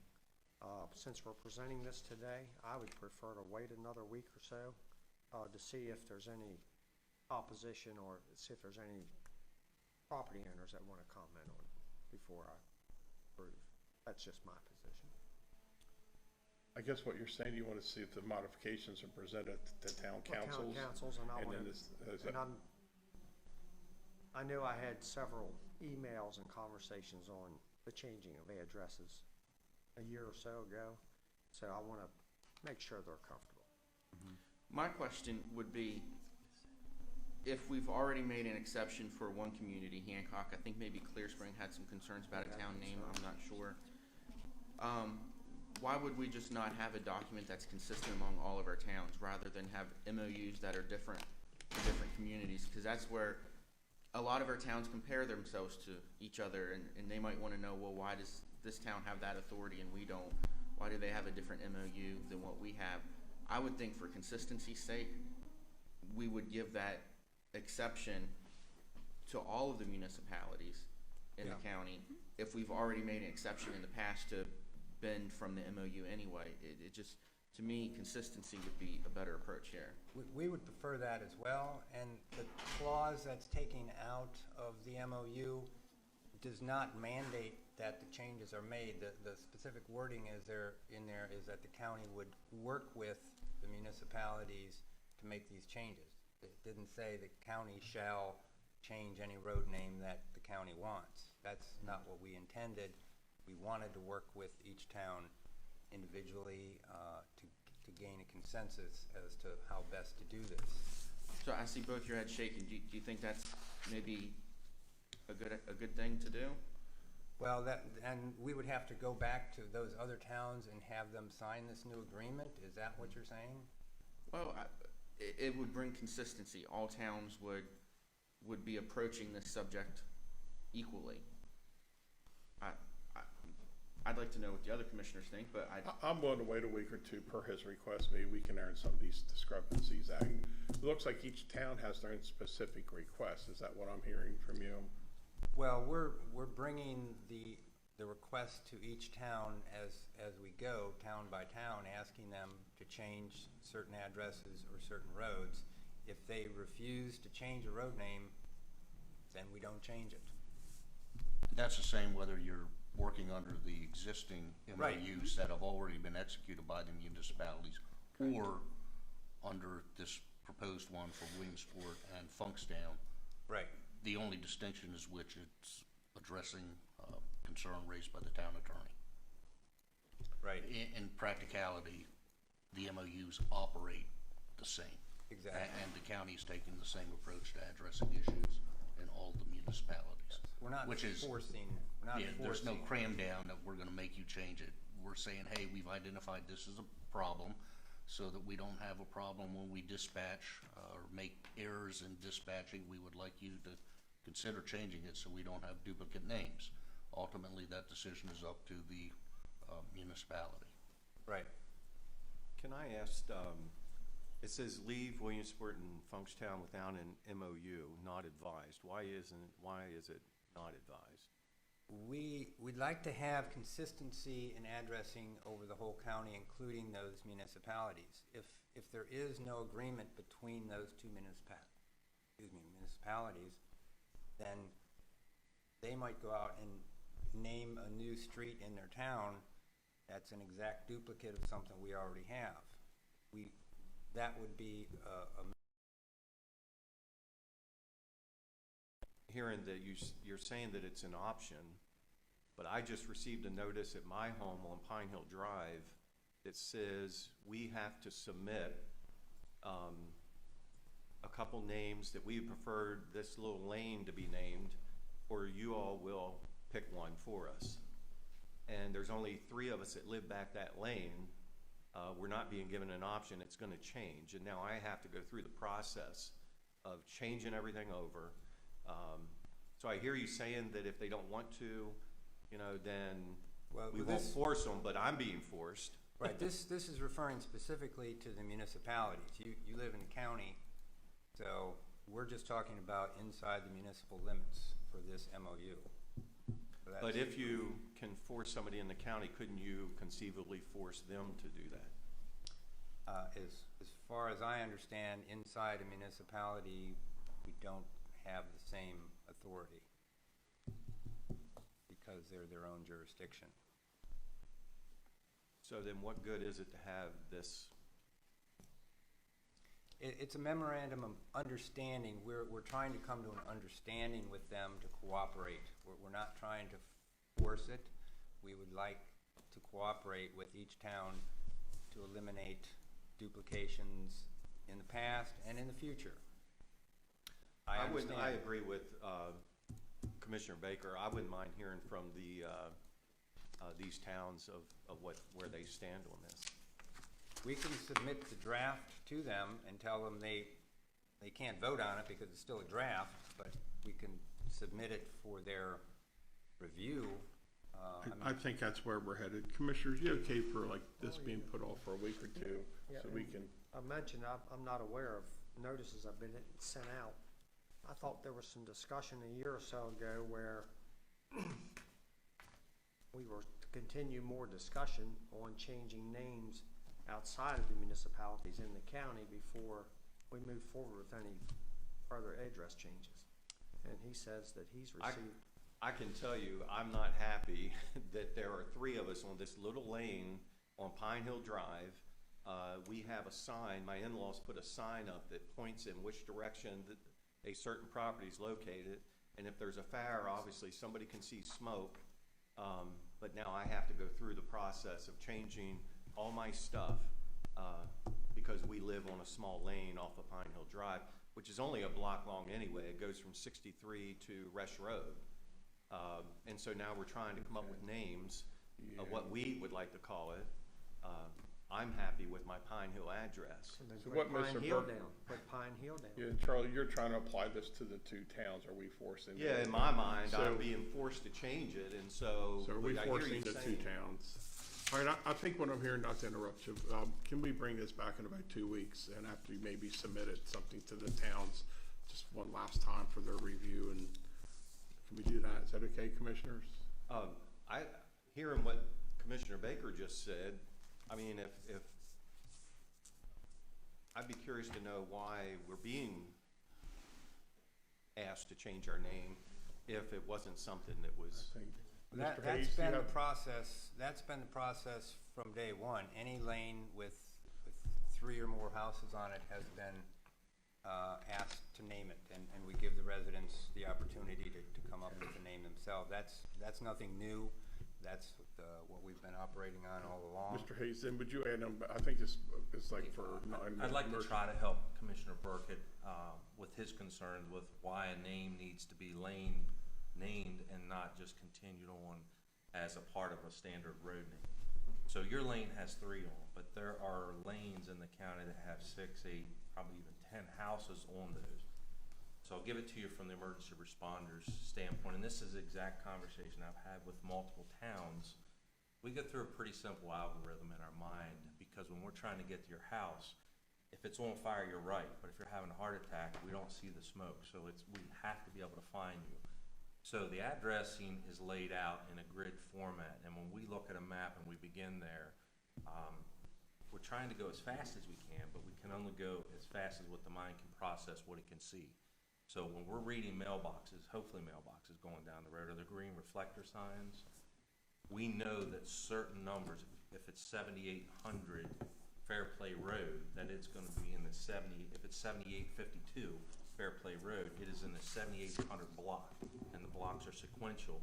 So some of the things that we've worked to readdress or try to readdress were addresses that are out of that sequence, because we have driven by, and I've been doing this almost 40 years, so I've driven by plenty of houses because they weren't in what we developed or what we're looking for as schematic of how we process addressing. As we're going north, the addresses typically go up. As we're going east to west, they go up. And then on the right and left side of the road, on the right side, you would have an even number potentially. The left side would be all the odd numbers. So all of that helps us process information quickly as we're driving 35 or 45 mile an hour down the road, trying to make up some kind of reasonable time to get to your house. So back to the lane conversation, I can't remember it, but there was a vineyard out in Smithsburg that we had a long conversation about a lane being changed. And that vineyard, I think, now is no longer in business. But the point is, there were multiple buildings back there, and none of those were in sequence in how they were numbered. And they all were named for the road, the main road out front, but they were all back of lanes. So that creates a problem when we have to find that lane for your house. And I know there's a sign out there, but I haven't seen the sign. But everybody's interpretation of a sign may be somewhat different as to what we can see and identify at night. What we have done in some of those instances where it absolutely didn't make sense to change the lane and name the lane is we've given them some suggestion how they could better label and identify the properties that we could find. But overall, the ideal is we're looking for a road. When we're looking for Pine Hill Drive, we're looking for a house that sits on Pine Hill Drive. And I know that might not be what. Yeah, what I don't understand, if it's Pine, and I'm just talking, if Yeah, it's I'm Pine just Hill trying to- Drive, you plug that in, you have a number on Pine Hill Drive. But you go back Pine Hill Drive until you see the number and you go into that. If you can use a GPS, but So there's you're some saying areas. his road doesn't show up on GPS? No. What I'm saying is Pine Hill Drive, we see Pine Hill Drive as a road, not a Okay. lane, not part of a lane that has multiple houses on it. We're not looking for So that. how does because changing the name of that road? It now has a name, so it might be. And a sign out at the end. It might be county sign. his house number, I don't know, could be let's just use Burkett Drive, because I don't have any idea what the name would be. But, and it shouldn't My be because in-laws of the wouldn't Burkett let me Drive. do that. Yeah, well, we have a Burkett Drive anyhow, but I'm just trying to give it, now we're looking for Burkett Drive that we know intersects with Pine Hill Road. And then we're gonna make the right, I assume it's just a right turn or a left turn, one of the two off. In my mind, I just saw 3 houses that sit back my lane that have been there for 15 years plus. Sure. And it's never been a problem, and now we have. This has nothing to do with that. I was keying in on listening to him say, we're not gonna force them. Right. But yet I'm being forced. Yeah, and I think that difference, as Bud has said, is the difference between your authority inside of a municipality and your authority outside of a municipality. Yeah, let's Robin's just trying to delay help this with that. for like 2 weeks. All right, thank you for your input. Can we just delay this for 2 weeks and bring it back and see if the towns have any revisions? I don't need, we'd have to sign first. They can look at it and a real estate contract to buy or sell, or they can, let the towns look at it and see if our revisions are acceptable, but you're not gonna get a vote today, so I would say, commissioners, can we bring this back 2 weeks? Thank you very much. Sheriff? Thank you. I just wanted to say a couple things. First of all, we have trouble all the time, unfortunately, finding vehicles to back a lane. because there are multiple spurs back the lane oftentimes. And I can tell you, we spend lots of time trying to find a home where there's something going on, where there's a message or whatever. The other thing I wanted to mention was, I'm actually the recipient of a problem that occurred because of a road name. My house caught on fire. I lived on Cool Hollow Drive at the time. The fire department, because the dispatcher unfortunately selected the wrong roadway, came up as Cool Hollow Road. There was about a 10-minute delay for them to come to my house. You say that, you know, you're going to see smoke. There was plenty of smoke, but they couldn't see it because it's actually only about 100 feet apart, the roadways, but they couldn't see it. I guess you gotta look at the condition though. I'm a straight. It's still the same thing. If I'm coming to your lane, I don't know one address from the other. And so there are, as Director Hayes said, there are lanes that have maybe 8, 9, 10 houses. Sometimes they're trailers, and there are multiple forks off of them. We just have no idea. I understand that. I get that. I'll give you a good one if you're out there. I get it. Listen, I get it. If you get, for example, an active shooter call, and they call in and say Baltimore Street and hang up, we don't know if it's Baltimore Street Punkstown, we don't know if it's Baltimore Street in Hagerstown, and so we waste time trying to find these addresses. It's really done for the benefit of the citizens, and I understand in the beginning there are a lot of consequences to make the changes or whatever, but if you continue down this road where we have multiple names and multiple issues, it's going to be a problem, a huge problem in the future. I'm just bringing that out for consideration. Thank you, Sheriff. So get this issue to the 2 municipalities and we'll address the county issue in a separate Okay, addendum. thank you. Thank you very much. Next up, change order request for Highway Department. Mr. Levine, introduce yourself in the matter. I believe Mr. Zane is on vacation, is that correct? Good morning, Commissioners. Doug Levine, Supervisor Operations, Highway Department. I'm here to ask for approval for a change order request in the amount of $17,605.67 to cover the additional line striping required on some of our county roads. We went over by 223,000 feet at a cost of 0.0789 cents per foot. Commissioners, thoughts, comments? Motion to approve. Is there a second? A second. Have first and second. Any further discussion? Hearing none, all in favor say aye. Aye. 4-0. Thank you very much. Thank you. Next up, Family Law Fund. I believe, yay, everybody's here. Please introduce yourself in the matter. Thank you. Good morning. Christine Gross-Nichols, Circuit Court Administrator. Allison Hartshorn, Grant Manager, Office of Grant Management. This morning, we're here to seek approval for the submission of the fiscal year 23 Family Law Fund grant application in the amount of $365,769 and to accept the awarded funding. This grant program provides funds from the Department of Juvenile and Family Services Grant Program of the Maryland Judiciary each year to Washington County Circuit Court to deliver appropriate services available for low-income families who appear before the court to resolve family legal matters. Each court within the state of Maryland is required by Maryland Rule 16-204 to have a Family Support Services Division to implement the goals and objectives as set forth by the DJFS. Through the Department of Family Services Grant Program, the following services are funded in Washington County Circuit Court. Salary and fringe benefits of the Family Support Service Coordinator and Permanency Planning Liaison, Family Law Advice Clinic, and funding allows, family services programs such as parent education classes, custody evaluations, children's attorney, mental health substance abuse evaluations, parenting coordinators, alternative dispute resolution / mediation, and supervised visitation. The Office of Grant Management has reviewed the funding grant guidelines. The grant is an annually recurring.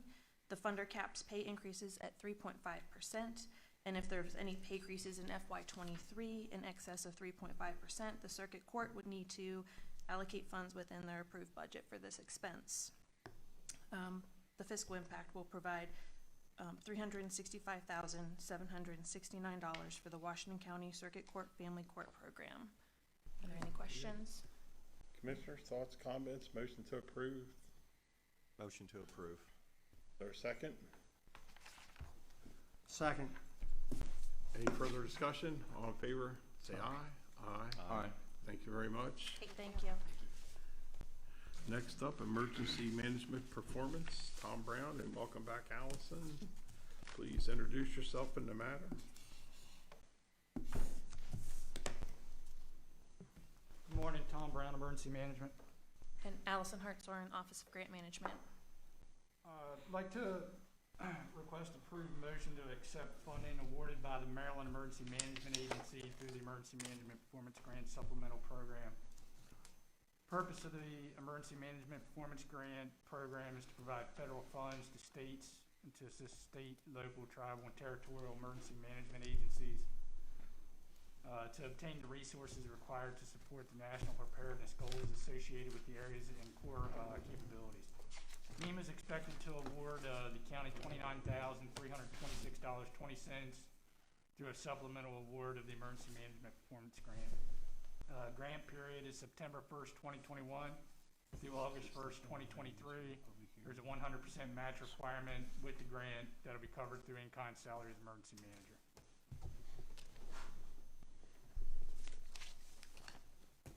Motion to approve. Is there a second? Second. Any further questions? All in favor, say aye. Aye. Thank you very much. Next up, Hazard Mitigation Plan Grant, Tom Brown and Allison, welcome back. Please introduce yourself in the matter. Tom Brown, Emergency Manager. And Allison Hartshorn, Office of Grant Management. Approved motion to apply for and accept funding awarded by the Maryland Emergency Management Agency to update the county hazard mitigation plan. This grant provides funding to update Washington County's hazard mitigation plan. The county is required to have its hazard mitigation plan updated and approved by both the Maryland Emergency Management Agency and the Federal Emergency Management Agency every 5 years. Current plan was written and approved by the Board of County Commissioners in 2017. This plan will involve and encompass all municipalities in Washington County. An approved hazard mitigation plan allows for application for hazard mitigation grants in an effort to lessen the impact of disasters and allows for requests for reimbursement during disasters to FEMA. Again, the performance period for the grant September 1st, 2021 through August 1st, 2022. 75% match requirement associated with this request, which will come from county staff that's involved in the creation of the update their salaries. Motion to approve. Second. You got a first and a second. Okay, pardon the interruption there. First, second, all in favor? Aye. Aye. Thank you very much. Thank you.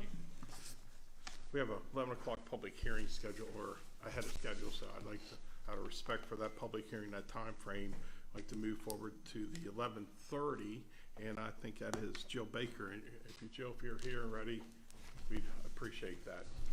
But we will return back at 11 o'clock for the public hearing. Thank you. Jill, please introduce yourself in the matter. Good morning, Commissioners. I'm Jill Baker, Director of the Department of Planning and Zoning. I'm here today to request the Commissioners to transfer our annual housing bond allocation that we receive through the state of Maryland back to the Department of Community Development Administration. What happens is that we get allocated these housing bonds each year. For for 2021, the housing bond allocation amount is for $5,810,651. We report that money then back to the state, and they use that money for the Maryland mortgage program and getting people into affordable housing through low interest or no interest loans. You can see within the ARF over the years what that has meant in terms of getting people into these homes, how many different loans we've had. We've increased over the last 3 years, so that's good news. If we do not transfer the funds, that just makes less money available to people in Washington County to be able to receive funds from the Maryland Mortgage Program. So I'm seeking approval today to transfer that $5.8 million back to the state. Jill, just a question I have.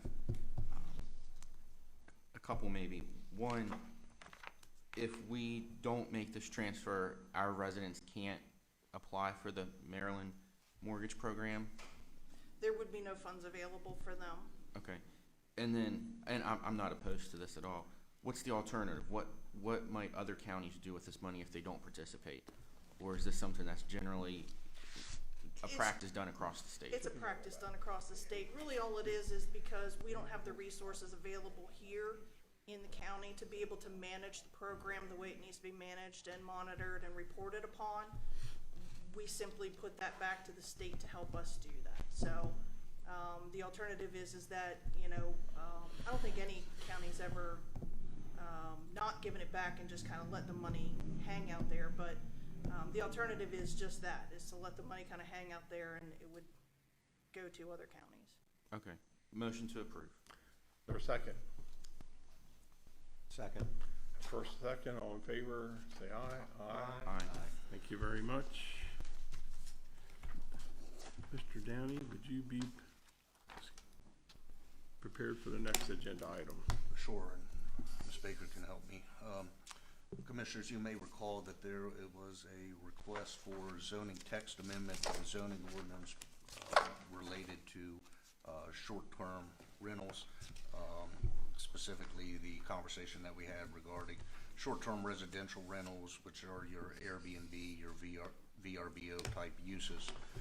There was a recommendation unanimously from the Planning Commission that the proposed amendments be approved. A public hearing was held on June 15th before this body. On June 22nd, the commissioners came to a consensus to move forward with the amendments. The rezoning case was known and titled as RZ 20-002. The ordinance to amend certain provisions of the zoning ordinance for Washington County, Maryland to effectuate the amendments that have been requested has been prepared, and it is proper at this time for the commissioners to formally adopt that ordinance, adopting the amendments and incorporating these new provisions into the zoning ordinance.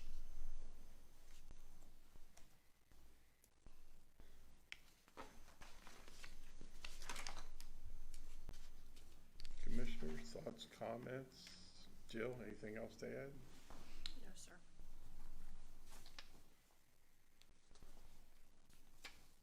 We've talked about this many times in meetings here. Have we had anyone come forward with objections to this since we first started discussing this in our commissioner meetings? No, sir, not at this time.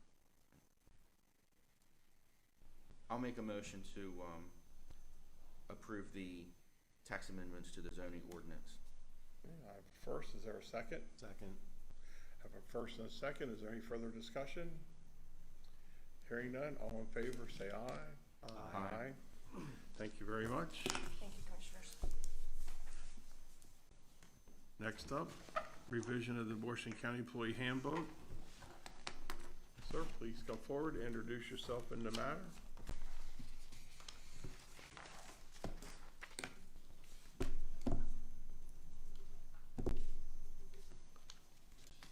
Morning, gentlemen and lady. I'm Larry Etchison, Director of Human Resources. This morning I'm bringing forth a proposal for a revision to the Employee Handbook PR 34, leave.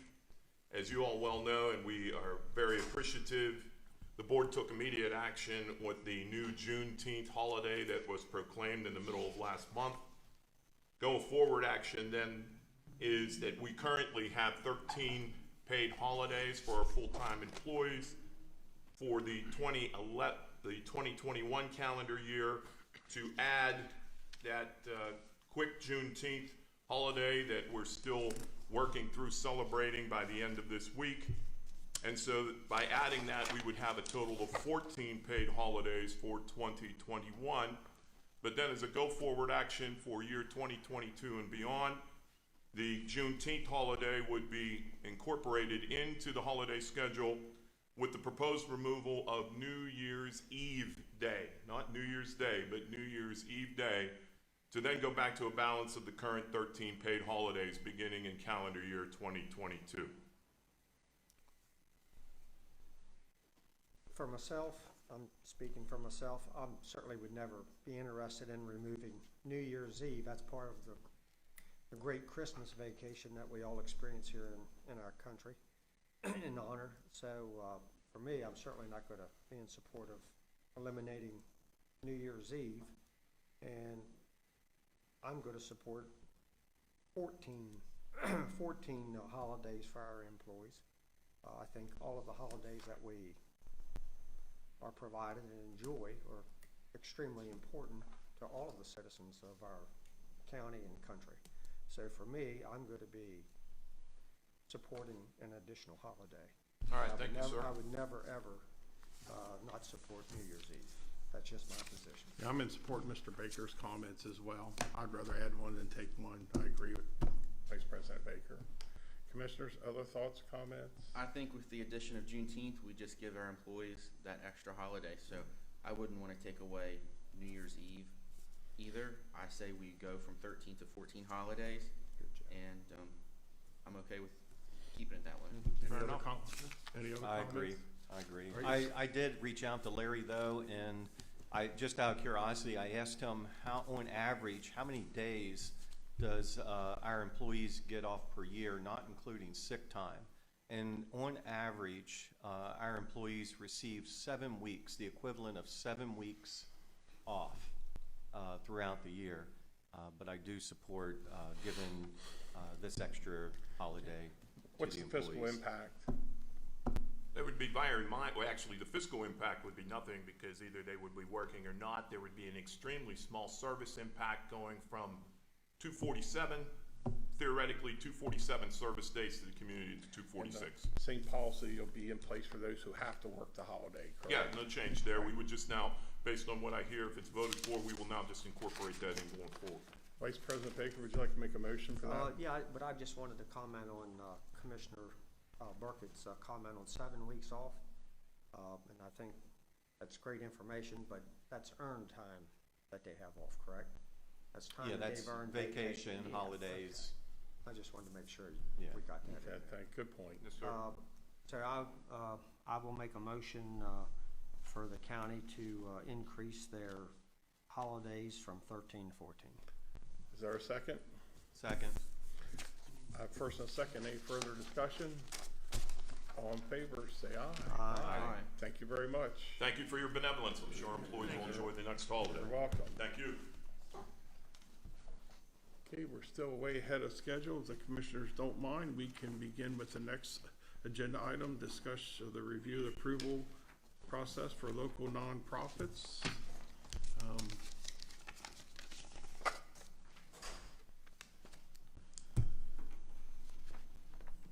Who takes the lead? I mean, I believe there were some pending requests that I think the commissioners may want to discuss, and then some discussion about moving forward, as to how we want to handle those requests moving forward. So, I think that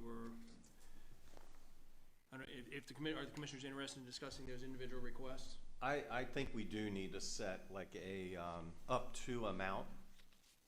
I think $1,000 is a nice place to start. But I think that should include any request, whether it be for trash services, fees at the Ag Center, or golfing fees, or any other fees that the county charges when a nonprofit comes to us and says, hey, we would like to maybe have some consideration here that we set an up to amount of $1,000 or another amount, but setting some sort of standard. And that's if they're having an event at one of our county facilities, and they can show how they're going to offset that contribution through our golf course, that I'm gonna use the golf course. So ultimately, our goal is to try to get more golf tournaments to Black Rock. So we're gonna kind of offer a little bit of an incentive for them to be able to go to Black Rock. And then Black Rock should be able to share some ideas and ways that our golf course can benefit more by providing this incentive to these nonprofits. Is that what you're kind of thinking? Yeah, and I think if we set the limit at $1,000, actually, I think over the course of 1 year, we will actually save money with some of the different requests that come in, based on what I've looked at in the past. I'm fine with moving forward with a plan like this. I agree we should set a limit. I think maybe it's implied, but I'd like to make it known that our intent, if we move forward with this, is to help Washington County nonprofits. It's not any nonprofit. So Boys and Girls Club of Washington County, but maybe not Franklin County, PA, would have that benefit. And that organization, I would think we would want to benefit Washington County citizens, would be the primary target of who that nonprofit organization benefits. So maybe if it's for an organization that might raise money, I can't think of one offhand, I know there's some, but maybe they support a national cause, but it's not a local cause. I don't know if I would give that organization the same support if they don't target who they help, the mission of their organization, being Washington County. Does that, you follow what I'm trying to say? Well, and they would still have to come here for the approval, so. My only two comments would, before you include the Ag Center, I would ask you to convey some thoughts and speak to the Ag Board itself. We've had many discussions over the years about the nonprofit rate.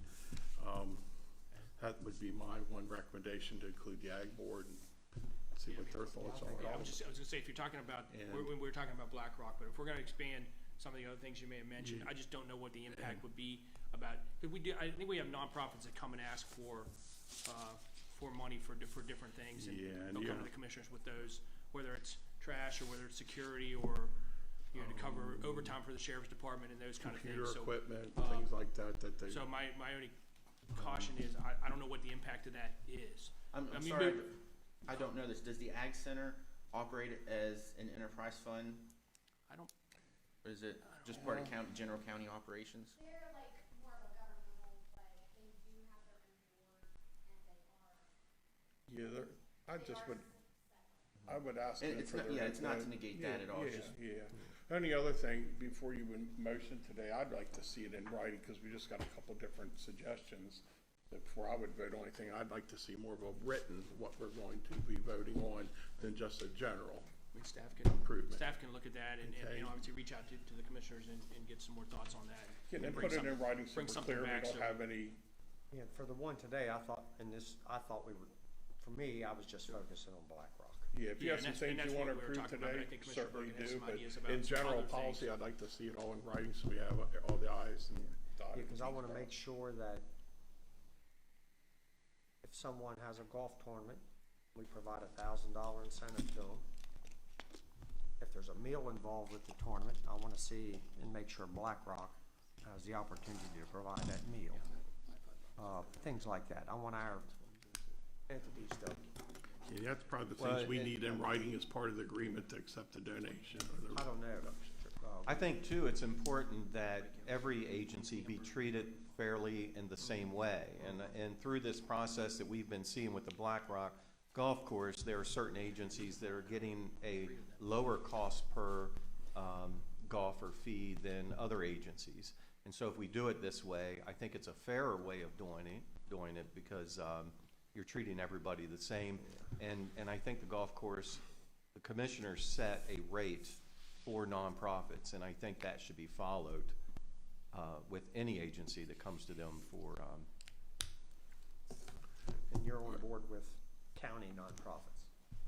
Yes. Okay. I think it should be like Commissioner Kiefer mentioned. And just to go back to something I mentioned earlier, I think there, the commissioners have 3 requests for golf tournaments that have already occurred. I think they occurred in June or before that. From the Hagerstown Pony League, from Kevin's Fund, and I think Commissioner Kiefer, I think this Wimp Hamburg Memorial Fund. I think that was, so those are the three that I have that I think you've got formal Do requests you want a on. motion to approve those three Well, today? those have already occurred, and I believe, Sarah, you can correct me, but since they occurred prior to June 30th, that if the commissioners would approve those today, that could be taken out of the contingency fund from FY '21, is that correct? So, whatever you decide, if you want to take action on those today, but I think that would not affect FY '22. Is the consensus among the commissioners that $1,000 is the amount we're gonna go with? Well, that's for the next agreement. Right now, you're talking about three that already could get I'm up just to talking about those three 3,500. requests you already have, but, They were up to 3,500 for those, were they not? For those three? Or well, not? I mean, I think that's the request, because that's what was given to some of the other ones, but it's up to you. You know, I mean, obviously, the requests are pending, the commissioners can act on it any way you see fit. Could award it $1,000, Somebody can $3,500, make a nothing. motion or wait, it's up to you guys. I don't know how long. I know that because I think we left $60,000 or something in the contingency fund last year. For fiscal year 20. Yes. I don't remember exactly, but for 21, there's 65 in there. Then that's what I meant, 60.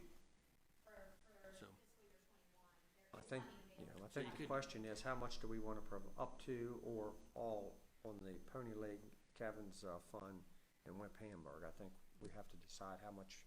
I think those three requests are pending, so I think the commissioners could decide how you want to do that, whether you want to do And then we 1,000, come back with 3,500, the other or nothing, but. issue in a written. And then going forward, how you want to handle those, if it's going to be 1,000, I think that sounds like that's a consensus moving forward, but, just how you want to handle those three, because I think those three came in to individual commissioners, I believe, so I just didn't want those to fall through the cracks, and we didn't take action. I would support treating them the same way we did the other ones that came in during last year, but we need to understand that this is all that we've received to date, and that as of today, things are going to change, and we're going to set a standard going forwards.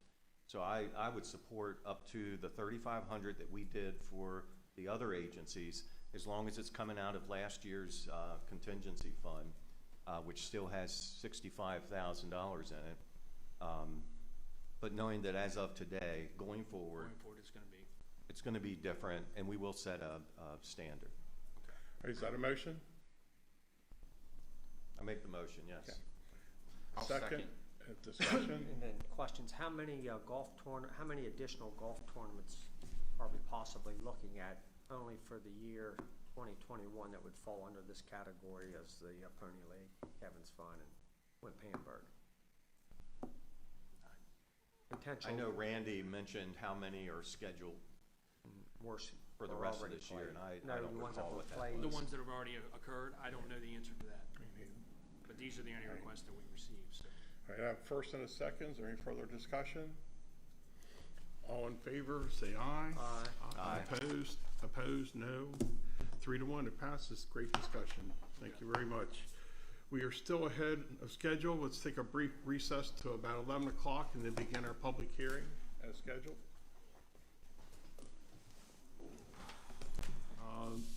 Concerning the economic development refunding bonds for the benefit of Homewood Retirement at Williamsport.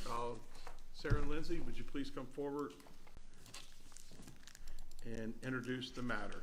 The purpose of this hearing is to hear public testimony concerning the matter.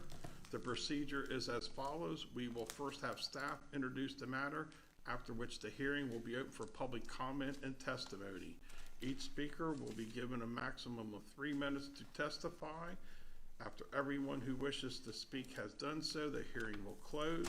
The commissioners may then discuss the issue and take any action that they deem appropriate, including adoption or rejection of the proposal, or they may take the issue under advisement and deliberate at a later date. Lindsay and Sarah, please introduce the matter and yourself. Good morning, Commissioner. Sarah Greaves, Chief Financial Officer. Thank you. And Lindsay Rader, Funk and Bolton Bond Counsel to the county. Would you like to give you a little bit of background before you ask whether any public? Certainly, Okay. please do. So in December 2020, as you may recall, pursuant to the Maryland Economic Development Revenue Bond Act, the county issued 2 series of revenue bonds and loaned the proceeds to Homewood at Williamsport MD Inc. and Homewood at Frederick MD Inc., which together constitute what's referred to as the Maryland Obligated Group. The proceeds of those revenue bonds were used to, there were two series, Series 2020A and Series 2020B. Series 2020A was used to refinance certain revenue bonds previously issued by both Washington County and Frederick County to finance or refinance capital improvements at the respective Homewood retirement centers in those two counties, and to pay costs of issuance of the transaction.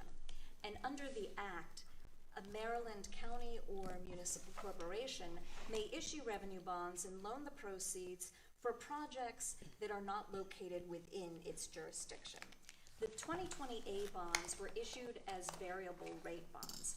The Homewood entities entered into swap agreements with respect to a portion of that series of bonds, so that the Homewood entities, which are jointly and severally liable for the payments on the 2020 bonds, actually pay fixed interest rates, although to the swap provider, who then provides the payment amounts back to cover the variable rate. Because we are in a potentially rising interest rate environment, and because the Homewood entities have been presented with an opportunity to refund the unswapped portion of the 2020A bonds using fixed rates, and therefore to fix their debt service operating costs, they would like to take advantage at this time. And so under the Act, they have submitted a letter of intent to the county, asking the county to approve the issuance of not more than $60 million in aggregate principal amount, or one or more series of its refunding revenue bonds, in order to currently refund the unswapped portion of the 2020A bonds, establish any necessary debt service reserve funds, and pay costs of issuance under the transaction. The resolution that has been included in your packages for consideration this morning after the public hearing provides, as the 2020 resolution did, that the President of the Board of County Commissioners, if the resolution is passed, is given the authority under the Act, by executive order or otherwise, to determine or fix all other provisions of any Series 2021 bonds that are issued.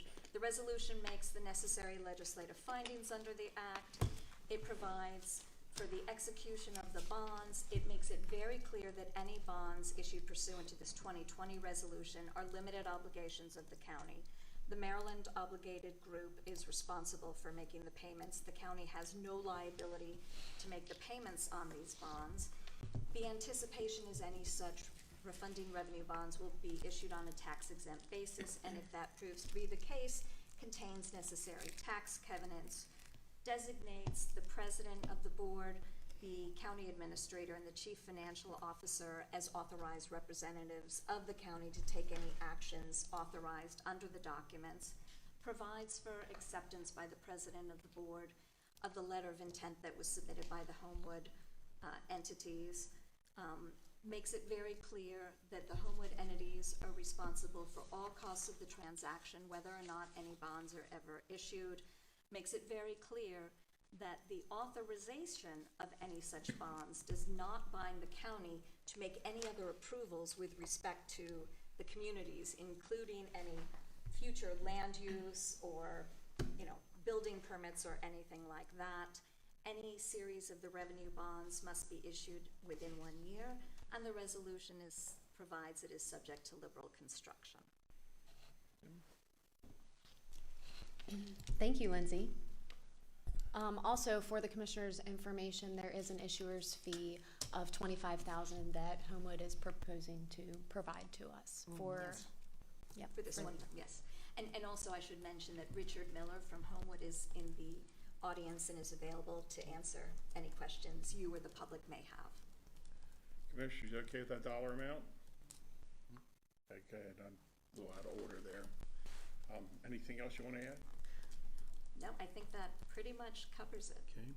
We will now open the public hearing for public comment. Anyone wishing to testify, please come forward, give us your name and address, and tell us what you would like to know. Seeing no one coming forward. Commissioners, do you have any questions, comments? I just have one comment. Lindsay, a question for you. You bring us the longest, most detailed agenda report forms every time you visit. I'm so sorry. Okay. But I hope it gives you an overview ahead of time. It does. Thank you very much. Okay, Just good. my question, is your background in legal? Are you an attorney? Are you an accountant? I'm an attorney. An attorney. Okay. Oh. I've long wondered that. Not the numbers person. As the bond lawyer, I get to say I don't do numbers. The financial advisor does the numbers. Okay. But You did a good Commissioners, job. Thank you. Thank you, pardon me. Any more comments from the commissioners? If not, I will say that the public hearing is now concluded. If there's any more comments from the commissioners, or is there a motion to accept? I'll make a motion to adopt the resolution. Is there a second? Second. Any other questions? All in favor, say aye. Aye. Aye. Thank you very much. Thank you very much, sir. We appreciate as it. always. Thank you. That concludes our open session. I now entertain a motion to go into closed session. I'll make a motion to go into closed session. Okay, and is there a second? Second to go into closed session. Second. All right, first, second, all in favor, say aye. Aye. Aye. Forever.